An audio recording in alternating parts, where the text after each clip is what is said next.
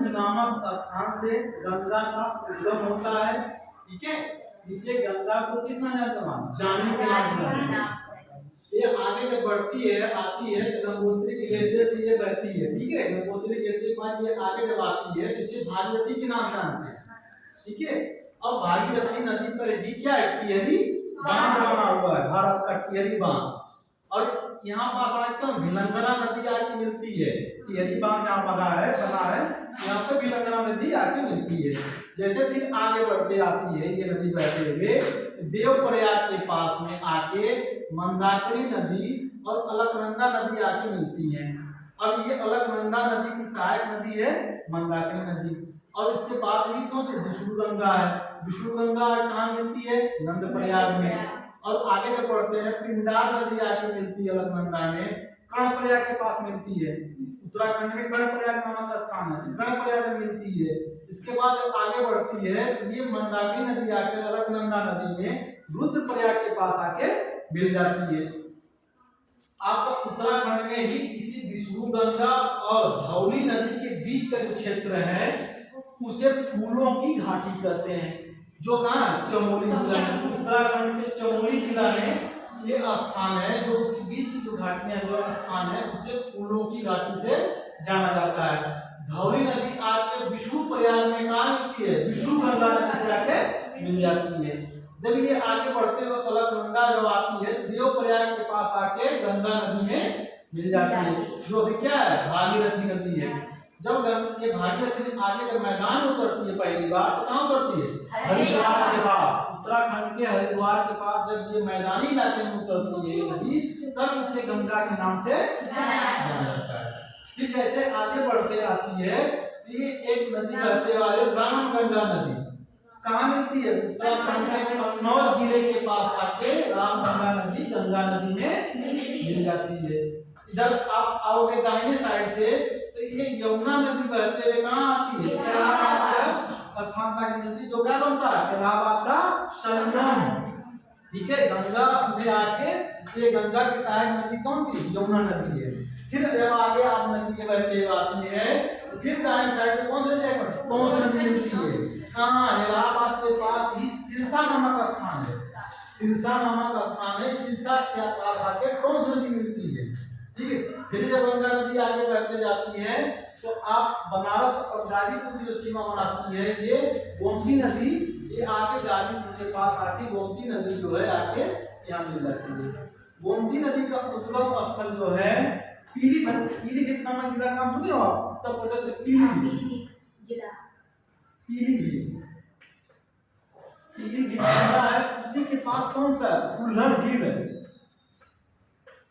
Fuller झील है। Fuller झील से इस नदी का उद्गम स्थल होता है। ठीक है, गोमती नदी का उद्गम स्थल पीलीभीत जिले के पास फुल्लर झील से ये निकल के आती है और बहते हुए कहाँ मिलती है, गाजीपुर के पास गंगा नदी में आके मिल जाती है। फिर दाएं साइड पे क्या है, कर्मनाशा नदी बहते हुए आती है, कर्मनाशा नदी आके बक्सर के पास मिलती है। फिर आगे आप आओगे देखो बाएं साइड पे घाघरा नदी बहते हुए आती है और कहाँ मिलती है, छपरा के पास, छपरा के पास। फिर ये गंगा नदी आगे बहते जाती है, सोन नदी ये पटना में बहते जाती है। सोन नदी, ये सोन नदी क्या करती है, आगे पटना शहर के निकट, पटना शहर के निकट आके गंगा में मिल जाती है। फिर आगे आएंगे तो एक पुनपुन नदी है। पुनपुन नदी जो है ये पटना शहर के बाद मिलती है, ये पटना शहर के निकट मिलती है सोन नदी।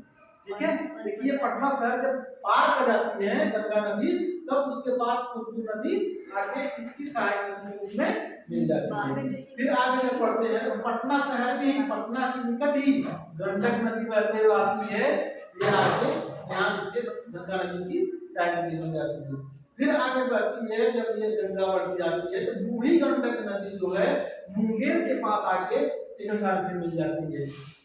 अगला है कोसी नदी जो है गंगा की सहायक नदी, ये कटिहार के पास, बिहार कटिहार के पास क्या करती है, कोसी नदी मिल जाती है। ये बिहार क्या है, शोक कहलाती है। कोसी नदी क्या कहलाती है, बिहार का शोक कहलाती है। क्यों, मार्ग परिवर्तन के कारण, ये हमेशा मार्ग बदलने में क्या है, एक्सपर्ट है। ठीक है, जैसे आगे बढ़ेंगे जब ये नदी बहती है तो महानंदा नदी बहते हुए आती है और महानंदा नदी की जब थोड़ी दूर आगे बढ़ती है तो यही पर क्या बना फरक्का बांध बना है। क्या है गंगा के जल स्तर को यही पे क्या रोक लिया जाता है ताकि इसके स्तर को जल स्तर को बनाए रखा जाए, इसलिए यहाँ पे एक डैम बना है। जब ये आगे गंगा बढ़ती है तो कहाँ मिलती है बांग्लादेश में, बांग्लादेश में जब एंट्री करती है ये किस नाम से जानी जाती है गंगा पद्मा के नाम से जाती है। अब इसका नाम क्या है यहीं तक गंगा है, इसके आगे क्या है पद्मा के नाम से। ऊपर से एक ब्रह्मपुत्र नदी आपकी बहती हुई आ रही है, ठीक है, असम अरुणाचल प्रदेश के पास से बहती हुई आ रही है, तो ये आके क्या है गंगा में आके मिल जाती है ब्रह्मपुत्र नदी। तो जब ये ब्रह्मपुत्र नदी जब बांग्लादेश में प्रवेश करती है किस नाम से जाती है जमुना के नाम, यमुना नहीं जमुना के नाम से जाती है। ब्रह्मपुत्र नदी जब ये बांग्लादेश में प्रवेश करती है तो इसे बांग्लादेश वाले क्या कहते हैं जमुना, जमुना के नाम से आगे क्या करती है गंगा में मिल जाती है।